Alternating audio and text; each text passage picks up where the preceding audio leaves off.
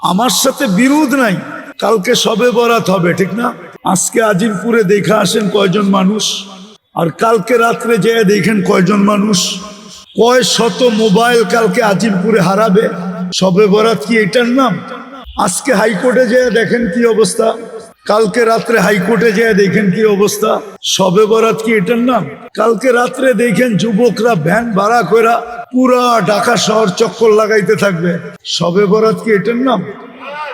আমরাও তো মসজিদে মসজিদে ঘুরতে থাকবো, শবে বরাত কি এটার নাম?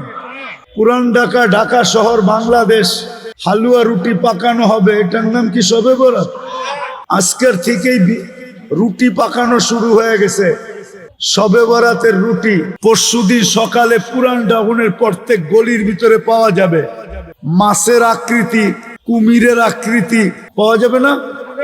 বিভিন্ন প্রাণীর সব আকৃতিতে তো পাওয়া যাবে, ঠিক না? শবে বরাত কি এটার নাম?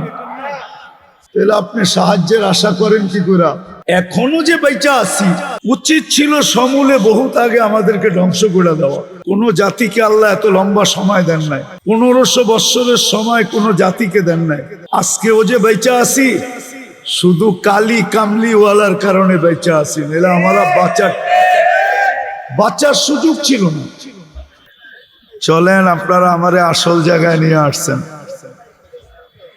কনসাল্ট হইলে আওয়াজ লাগে, কনসাল্ট আওয়াজ ছাড়া চলে না। কনসাল্টে যত আওয়াজ হবে যুবকদের কোমরে তত বেশি শক্তি হবে, এরা তত বেশি ডান্স করতে মজা পাবে। আর ওয়াজের ভিতরে যত বেশি দিলের কান ব্যবহার হবে। এই জন্য আল্লাহ কোরআনে বলছেন ফাস্তামিউ, ফাস্তামিউ। এরা যে নিয়ে আসছে না মাউত, এগুলা সব হইল লিপ টাচ। জিজ্ঞাসা করেন ডাক দিয়া, ডাইনে গেলেও আওয়াজ টানবে না, বামে গেলেও আওয়াজ টানবে না। এগুলা বানানো হয়েছে শুধু গানের জন্য, ওয়াজের জন্য না। এই জন্য আওয়াজ পান না আপনি। এখন আওয়াজ পাওয়া যায়? হ্যাঁ, এটা হলো লিপ টাচ। লিপ টাচ বোঝেন? ঠোঁটে লাগায় বলতে হবে। এটা গানের জন্য বানানো হয়েছে, ওয়াজের জন্য না। আর একজন মানুষের পক্ষে সম্ভব না আধা ঘন্টা কথা বলবে, ডাইনে বামে দেখবে না। ও কি অন্ধ নাকি? তো নিয়ে আসছে লিপ টাচ। এই জন্য আপনি আওয়াজ শোনেন না। ডাইনে গেলেও আওয়াজ টানবে না, বামে গেলেও আওয়াজ টানবে না। তো যেটা বুঝাইতেছিলাম,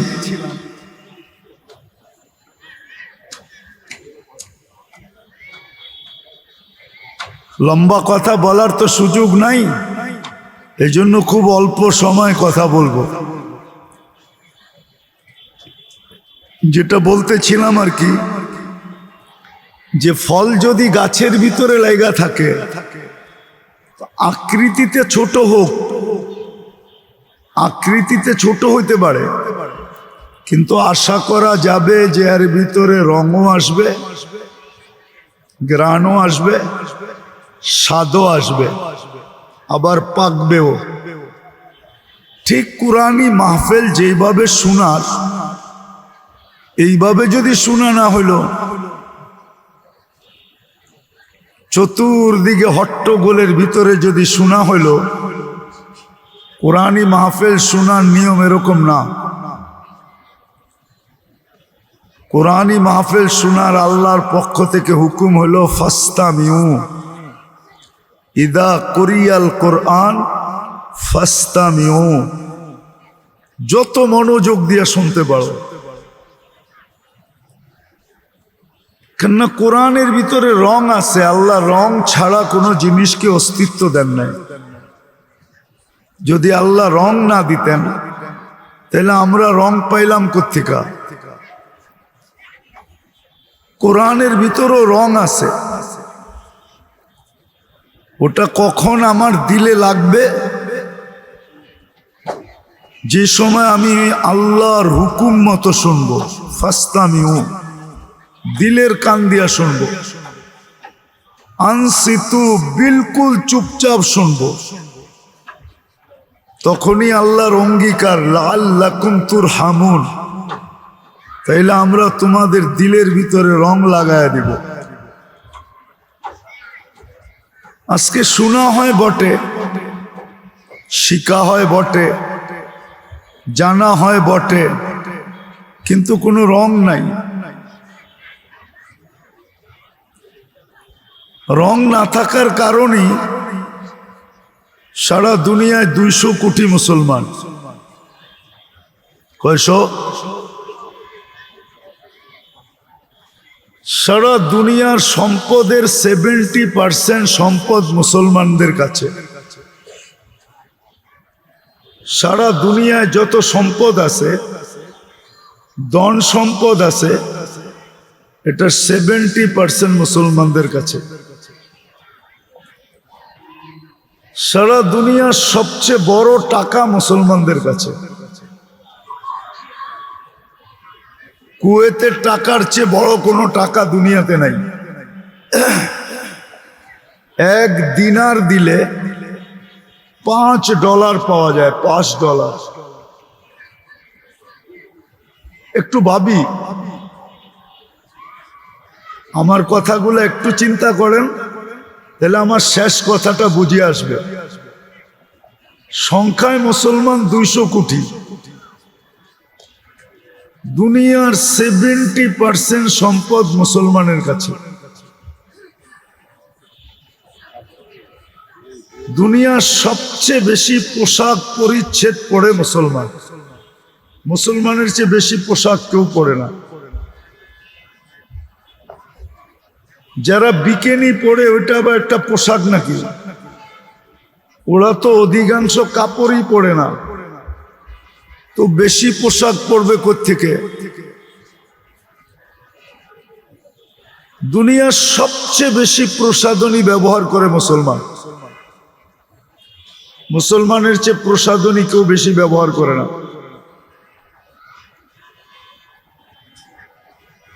মুসলমানের চেয়ে আমাদের প্রত্যেকটা বাড়ি এক একটা মিনি কসমেটিক্সের দোকান। সত্য তো? ছোটখাটো একটা কসমেটিক্সের দোকান না, প্রত্যেকের ঘর। কিন্তু দুনিয়া এত প্রসাধনী ব্যবহার করে কোনো জাতি নাই। দুনিয়ার সবচেয়ে বেশি ব্র্যান্ডের জিনিস ব্যবহার করে মুসলমান। আমার এক একটা নোট করেন, যে নেটে সার্চ দেন তো আপনি আমার তথ্যগুলা পাবেন। দুনিয়ার সবচেয়ে বেশি ব্র্যান্ড ব্যবহার করে মুসলমান। দুনিয়ার সবচেয়ে দামি খাওয়া খায় মুসলমান। কেএফসি আর ম্যাকডোনাল্ড দুনিয়াতে সবচেয়ে বেশি মুসলমান খায়। মুসলমানের চেয়ে বেশি কেউ খায় না। দুনিয়ার খাওয়ার আইটেম মুসলমানের সমান কেউ জানেও না যে এত আইটেম হইতে পারে। সবচেয়ে বেশি আইটেম মুসলমান খায়। আচ্ছা, রমজান তো বেশি দিন বাকি নাই, ঠিক না? কি ইফতারির পরশা বসবে চকবাজারে, ঠিক না? আইটেম যদি গণা শুরু করেন চকবাজার ঘুরা, তাহলে মনে হয় না একদিনে আপনার যথেষ্ট হবে।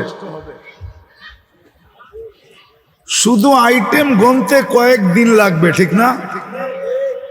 বড় বাপের পোলা খায়, ছোট বাপের পোলা খায়, সব মিলায় জিলায় যদি গণা শুরু করেন, তাহলে এক চকবাজারে পাইবেন আপনি কয়েকশো আইটেম।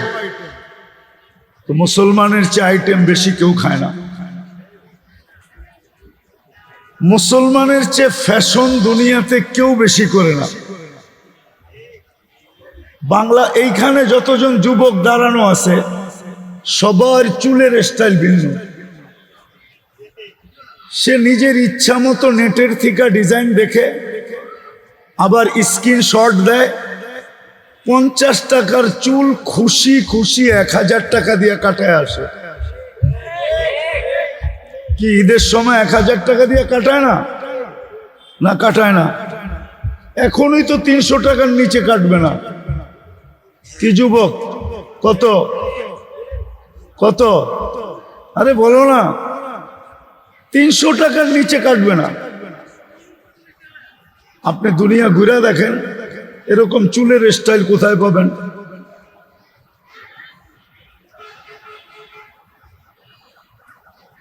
যারা সারা মাস বাকি খায়, সারা মাস বাকি খায়, বাকি বাকি বোঝেন? আরে মনে হয় বোঝেন না। কার্ড আছে, কার্ড, এটা পাঞ্চ করে আর খায়।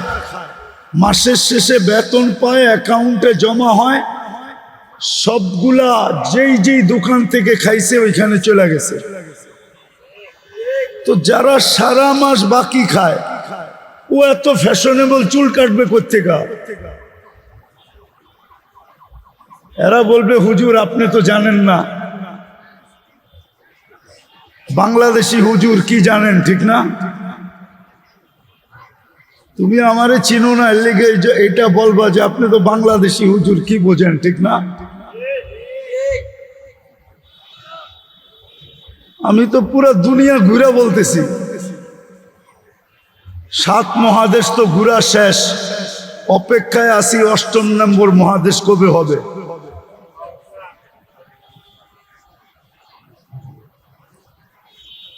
যাদের কালচার দেখা তোমরা চুল কাটো, ওই দেশ ঘুরতে ঘুরতে জুতা শেষ।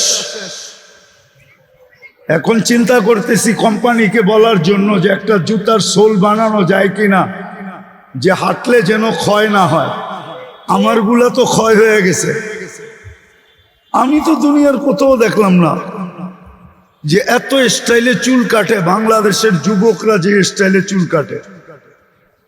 যাক, আমার বোঝানোর উদ্দেশ্য যেটা ছিল যে সর্বদিক দিয়ে যখন আমরা এত আগে, অর্থের দিক দিয়া মুসলমান 70% অর্থ মুসলমানদের কাছে।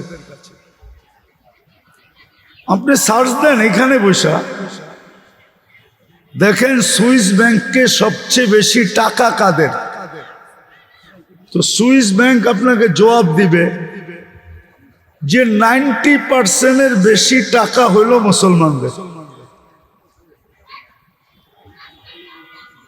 বাংলাদেশে নাকি পেপারে পড়ছিলাম একজনের জুতা আছে 20 লাখ টাকা দাম। কত কত? ও কি পায়ে দেয় না মাথায় দেয়? 20 লাখ টাকা পায়ে দেয়, ওটা তো মাথায় নিয়ে ঘোরা দরকার, ঠিক না? আপনি দেখেন দুনিয়ার দ্বিতীয় ধনী বিল গেটসের জুতা দেওয়া আছে নেটের ভিতরে। ওর জুতা কয় টাকা দাম, ওর প্যান্ট কয় টাকার দাম, ওর টি শার্ট কয় টাকার দাম। দুনিয়ার সবচেয়ে দামি জিনিস ব্যবহার করে মুসলমান। কিন্তু আমার শেষ কথায় চলে আসছি, সবকিছু যখন মুসলমানের কাছে, তো আমরা দুনিয়ায় এত নির্যাতিত কেন? সারা দুনিয়ায় সবচেয়ে নির্যাতিত কে? হ্যাঁ, কেন? অর্থ তো দেখাইলাম যে অর্থ 70% মুসলমানদের কাছে। দুনিয়ার 10টা দেশ যদি ইচ্ছা করে, 10টা দেশ, আমি নাম বলে দিব, এই 10টা দেশ যদি ইচ্ছা করে যে সারা দুনিয়ার মুসলমান দেশ ব্যতীত যত দেশ আছে সব আমরা এক বৈঠকে কিনব, এরা কিনতে পারে। 10টা দেশ মিলে কিনতে পারে সারা দুনিয়াকে। ব্রুনাইয়ের প্রেসিডেন্টের প্রত্যেকটা গাড়ির পার্টস সোনা দিয়ে বানানো। নেটে সার্চ দেন, শুধু ওর পার্সোনাল গাড়ি আছে 500-র উপরে। দুনিয়ার সবচেয়ে দামি ব্র্যান্ডের গাড়ি ওর কাছে, কিন্তু বলছে এই পার্টসগুলা সোনা দিয়া বানায় দিতে হবে। মুসলমান নির্যাতিত কেন? একটু চিন্তা করেন।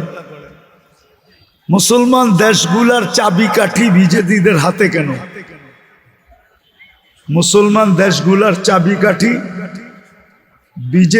বিজাতিদের হাতে কেন? যেমন খুশি তেমন ঘুরাইতেছে, ঠিক না? কেন? আরেকটা উদাহরণ দিই।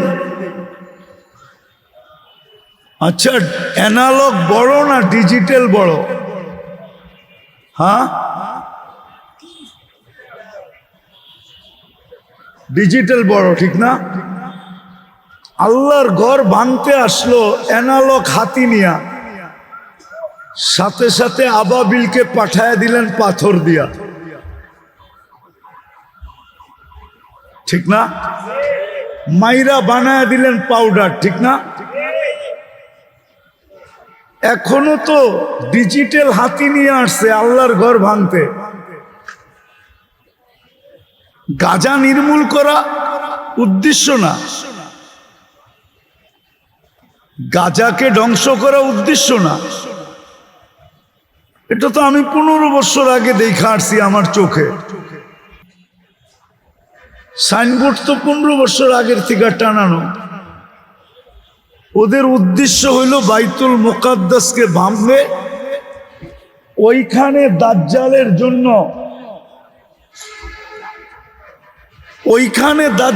জন্য মন্দির বানাবে। আর মন্দিরের সবকিছু নেটের ভিতরে চলে আসছে, পুরা ডিজাইন কিভাবে বানাবে, কেমনে বানাবে, এন্টার সবকিছু নেটের ভিতরে পাবেন। এখন সার্চ দিলে এখন আসবে। তো যেটা বুঝাইতেছিলাম, এখন তো ডিজিটাল ঘোড়া নিয়ে চলে আসলো, আরে হাতি নিয়ে চলে আসলো বাইতুল মুকাদ্দাস মুসলমানদের প্রথম কেবলা বানানোর জন্য। এখন তো আল্লাহ আবাবিলকে পাঠাইতেছেন না পাথর দিয়া, যে যাও তুমি যায়া অ্যানালগটাকে যখন পাউডার বানাইছি ডিজিটালটাকেও পাউডার বানায় দিয়ে আসো। হইতে তো চললো 150 দিনের কাছাকাছি। তো আমরা নির্যাতিত সর্বদিক দিয়ে কেন? আমার পরে যিনি বলার উনি চলে আসছে, আর আমার হাতেও সময় নাই, বিদায় শেষ কথাটা বলতেছি। কোরআনের সাথে আমাদের যেইভাবে সম্পর্ক হওয়া দরকার ছিল, কোরআনী মাহফিলের সাথে যেইভাবে সম্পর্ক হওয়া দরকার ছিল,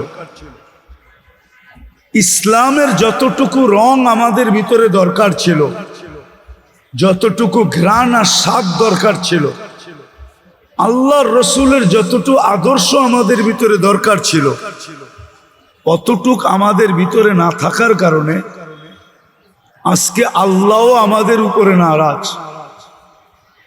আর নারাজ হবে না কেন? 15 দিন পরেই রমজান মাস আসবে। রমজানের মতো মাস প্রতিযোগিতা চলতে থাকে, কে দৈনন্দিন পণ্যের ভিতরে কত দাম বাড়ায়া পাবলিক থেকে নিতে পারে, ঠিক না? সামনে রমজান মাস আসতেছে, একটা সাজানো গুছানো মাছ আল্লাহ আমাদেরকে উপহার দিছেন। এক রাত্র 83 বৎসর বানায়া দিছেন, কিন্তু তারপরও এই মুসলমান 30% নামাজ পড়বে না। কি রমজানে পড়বে নাকি 30%? মাইনা নিলাম 30%, কিন্তু 70% তো পড়বে না। রমজানের বাহিরে তো 10% পড়ে না। আপনি ভাববেন আমরা পড়ি আর না পড়ি, আপনি আমাদেরকে সাহায্য করতে থাকেন, মাথায় নিয়ে নাচতে থাকেন, ঠিক না? এটাই তো, কি বলেন, যে আমি কিছু করি আর না করি স্লোগান আমার দিতে থাকেন, ঠিক না? এটাই তো, আমরা তো আল্লাহকে এটাই বুঝাইতে চাইতেছি যে আমরা কিছু করি আর না করি, আমরা যা চাবো তা আপনি করতে থাকবেন। আল্লাহ কি আমাদের কাছে বাধ্য নাকি? না আমরা আল্লাহর কাছে বাধ্য? আজকে মুসলমানদের দুর্দশার কারণ এটাই যে মুসলমান ইসলাম থেকে দূরে সরে গেছে, কোরআন থেকে দূরে সরে গেছে, রসুলের আদর্শ থেকে দূরে সরে গেছে। অন্যথায় একটা দিন ছিল, আজকে তো সারা দুনিয়ার মুসলমান চিৎকার দিতেছে যে আল্লাহ ফিলিস্তিন বাঁচান, ফিলিস্তিন বাঁচান। কিতাব ঘাটলে পাওয়া যায় একজনের চিৎকারে ফেরেশতা আসছে, শুধু একজনের চিৎকারে। সবাই চিৎকার দেয় না, শুধু একজন চিৎকার দিছে,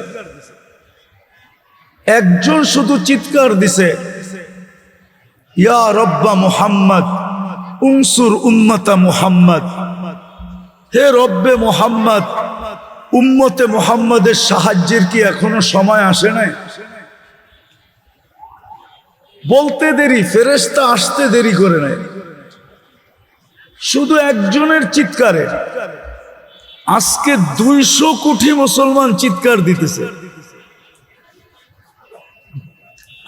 150 দিনের কাছাকাছি হতে চলছে, আর মাত্র একদিন বাকি 150 দিন হওয়ার জন্য। 200 কোটি মুসলমান চিৎকার দিতেছে না? আপনারা চিৎকার দেন না? হ্যাঁ, কিন্তু আল্লাহ তো তাকাই দেখতেছে না মনে হয়। কোনো সাহায্যের চিহ্ন তো দেখা যেতেছে না। আমরা চিৎকার দিতেছি, ওরা প্রতিরোধ করতেছে, নিরীহ 150-200 মানুষ ডেলি মারা যাইতেছে। আমি ওদের বিরুদ্ধে বলতেছি না, দোষ ওদের না, একা উম্মতের সমস্যা। আজকে উম্মত সুযোগ পাওয়া সত্ত্বেও ব্যবহার করে না,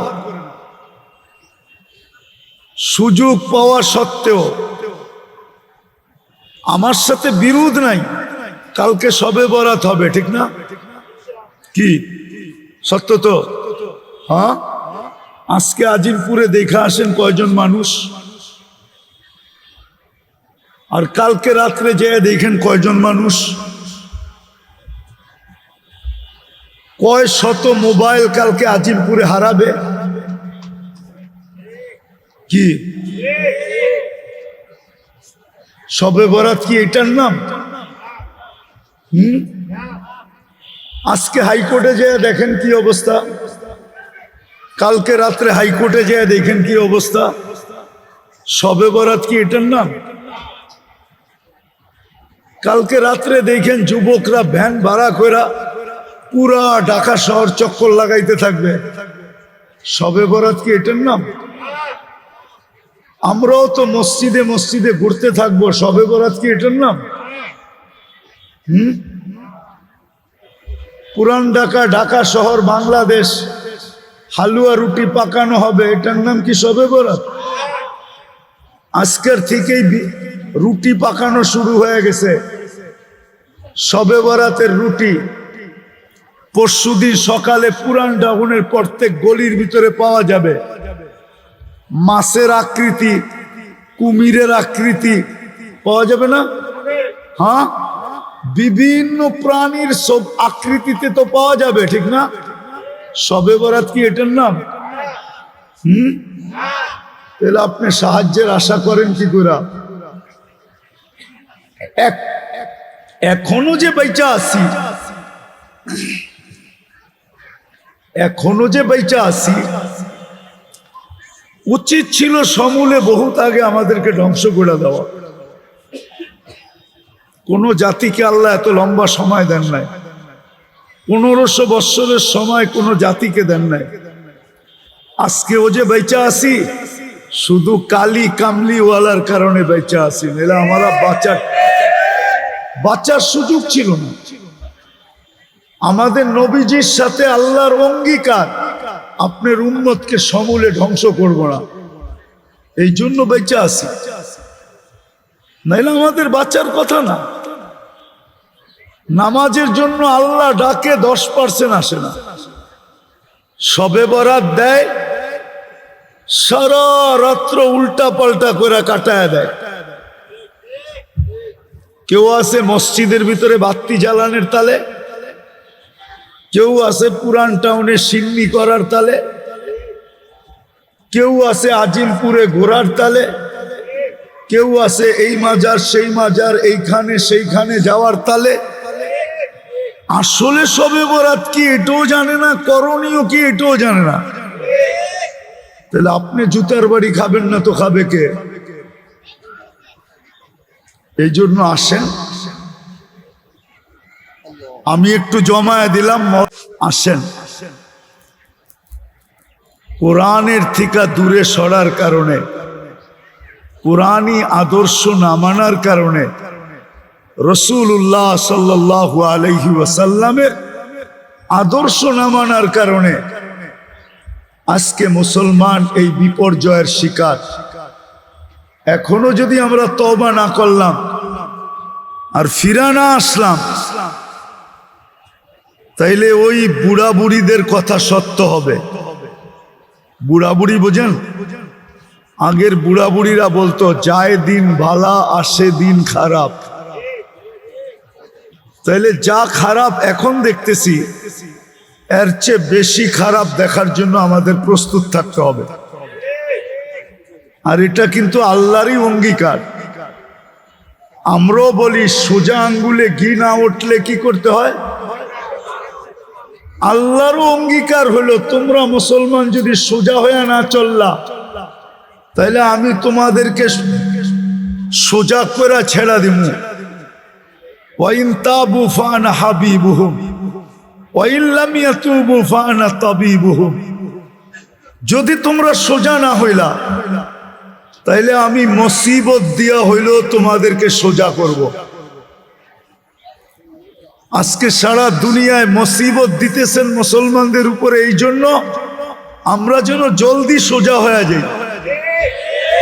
আর যদি সোজা না হই, তাহলে আল্লাহ সোজা করার জন্য সোজা করবে, এটা আল্লাহর অঙ্গীকার। কেননা আল্লাহ রসুল সাল্লাল্লাহু আলাইহি ওয়াসাল্লামকে আল্লাহ বইলা দিছেন, এটাও বইলা দিছেন যে আপনার উম্মতকে আমি শাস্তি দুনিয়াতেই দিব। কোথায় দিব? তিনভাবে শাস্তি দিবে, তিনভাবে শাস্তি দিবে। একভাবে শাস্তি হইল যে অহেতুক হত্যা, কারণ ছাড়া হত্যা হবে, কোনো কারণ না, হত্যার কোনো কারণ নাই। দেখেন আমাদের দেশের পত্রিকায় পাবেন, 5 টাকার বাদাম চাইছে, দেয় নাই, এই জন্য 5 টাকার বাদামের জন্য কয় টাকার বিচি নষ্ট করছে। বিচি বোঝেন না আপনারা? যুবকরা বোঝে, আপনারা বুঝবেন না। যুবকরা দাঁড়ায় আছে না, ওরা বিচি চিনে। 5 টাকার জন্য কয় টাকার বিচি নষ্ট করছে। চা চাইছে, 5 টাকার চা দেয় না, এই জন্য গুলি করছে। অহেতুক হত্যা। বাবার কাছে 500 টাকা চাইছে, দেয় না, বাপকে গুলি। এই বেশি দিন আগে না, হযরতপুরে নিশা করার জন্য বাবা টাকা দেয় নাই, ওই যে ওই গলির ভিতরে, হাম্মাদিয়া স্কুলের গলির ভিতরে বাপকে সোয়া জবা করছে, বেশি দিন আগে না, করোনার আগে হবে। দ্বিতীয় বলছে যে তোমাদেরকে ফিতনার শিকার করে দিব। ফিতনা বোঝেন? অহেতুক ঝগড়া, কোনো কারণ নাই, ফিতনার শিকার হয়ে যাবে উম্মত। আজকে ফিতনার শিকার চতুর্দিক থেকে। তৃতীয় শাস্তি দিবে ভূমিকম্প, শুধু ভূমিকম্পের পরে ভূমিকম্প আসতে থাকবে। শুরু তো হইল মাত্র। 2023-এ বাংলাদেশে কয়বার হয়েছে খবর নেন? এটা তো মাত্র শুরু হইল, জানুয়ারি ফেব্রুয়ারি, ডিসেম্বর পর্যন্ত অপেক্ষা করেন কয়টা হয়। আল্লাহ রসুল বলছে 3টা শাস্তি দুনিয়াতে দিব যদি সোজা না হও। আর যদি সোজা হয়ে গেলাম তাইলে আর কোনো শাস্তির দরকার হবে না। বিদায় আসেন, কোরআনের কাছে হইতে চেষ্টা করি, আল্লাহর হুকুম মানতে চেষ্টা করি, রসুলের আদর্শ মানতে চেষ্টা করি। কয়দিন থাকবেন দুনিয়ায়? কয়দিন? মরা যাওয়ার পরে, মারা যাওয়ার পরে কতক্ষণ আপনাকে বাড়িওয়ালারা স্মরণ করবে? কতক্ষণ? প্রথম মারা যাওয়ার পরে 3 দিনের মাথায় একবার করবে, 40 দিনের মাথায় একবার করবে, তারপরে তো বৎসরে একবার জোশ আসবে, বৎসর অন্তর অন্তর একবার জোশ আসবে। কয়দিন আপনজনরা মনে রাখবে? আসেন, কোরআনের কাছে হন, আল্লাহর হুকুম মানেন, রসুলের তরিকা মানেন, আল্লাহর দিকে ফিরে আসি, তাইলে হইতে পারে আবার ওই সোনালী যুগ ফিরে আসবে। আর না হইলে সোনালী যুগ আসবে, কিন্তু আমরা সাইজ হওয়ার পরে আসবে, আমরা সাইজ হওয়ার পরে আসবে, আসবে সোনালী যুগ। কিন্তু আমি সাইজ হওয়ার পরে আসলে কোনো লাভ নাই। কি বাংলায় না একটা প্রবাদ বাক্য আসে, রেশমি চুড়ি তো আসলো কিন্তু আমি বুড়া হওয়ার পরে আসলো। আমার যৌবনে আসলো না, আর আমি পয়রা দেখতেও পারলাম না যে রেশমি চুড়ি কেমন। আর একটাও মনে হয় আছে বাংলায়, মালা শাড়ি তো আসলো কিন্তু আমি বুড়া হওয়ার পরে আসলো। আমরা সাইজ হওয়ার পরে যদি আসে সোনালী যুগ, তো লাভটা কি হবে? আমরা থাকা অবস্থায় যদি আসে তাইলে আমাদের লাভ হবে। আল্লাহ আমাদের সবাইকে আমল করার তৌফিক দান করেন। ওমা আলাইনা ইল্লাল বালা।